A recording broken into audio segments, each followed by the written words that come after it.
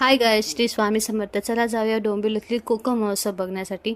आज आहे कोकम महोत्सव आणि मी आणि माझे मिस्टर निघालो आहोत कोकम महोत्सव एन्जॉय करण्यासाठी. आणि हा रस्त्यावरून निघतच आहोत आणि हे एंट्रन्स आहे. एंट्रन्समधून आत गेल्यानंतर बघू शकता त्यांनी खूप लायटिंग बिटिंग केलेले लोकसेवेचे घर. आणि तिथे एंट्रन्स केल्यावरच मला गणपतीची मूर्ती खूप छान दिसली. त्याच्यानंतर थोडा मालवणी टचअप दिलेला आहे, हे बघू शकता तुम्ही. लोक तिकडे येऊन फोटो काढत होते. त्याच्यानंतर हा मार्केट सुरू झाला आहे. मसाला, कोकम, परत खाजा, लाडू, त्याच्यानंतर कपडे, खूप काही व्हरायटीजमध्ये होते. आणि दागिन्यांपासून जे जे तुम्हाला मूलभूत गरजा आहेत ते सगळं, परत हे चिंच, गोळ्या सगळं होतं. आणि मला आवडलेला हा एक स्टॉल ज्याच्यामध्ये सगळ्या व्हरायटीज 10 रुपयाला भेटत होत्या. सगळं स्टेशनरी तुम्हाला 10-10 रुपयामध्ये भेटत. त्याच्यानंतर मी पुढे गेले तर तिकडे विणकाम, तोरणं खूप छान छान होती. त्याच्यानंतर खरवसपासून तुम्हाला सगळं भेटत होतं तिकडे.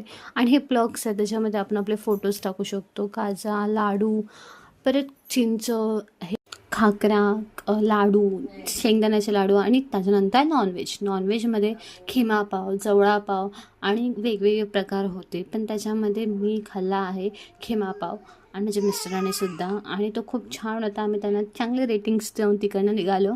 आणि तिथून गेल्यानंतर बघू शकता चायनीज आयटम पण खूप होते.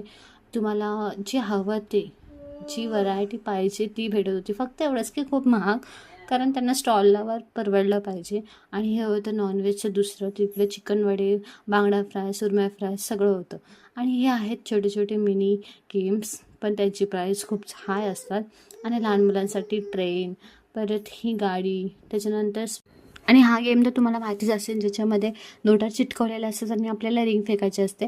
आणि लहान मुलांसाठी बघा स्विमिंग बोर्डसुद्धा होते, त्याच्यामध्ये खूप सारे मुलं खेळत पण होती.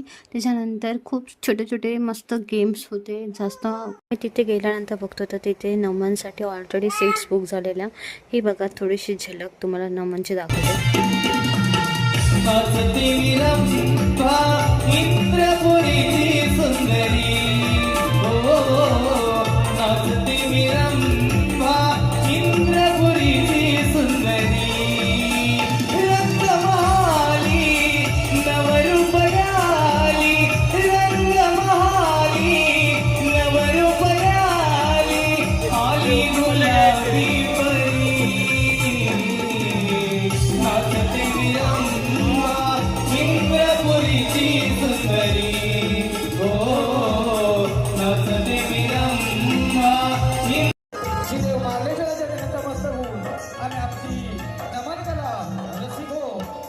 नमन बघून आम्ही निघालो घरी जायला. व्हिडिओ आवडला असेल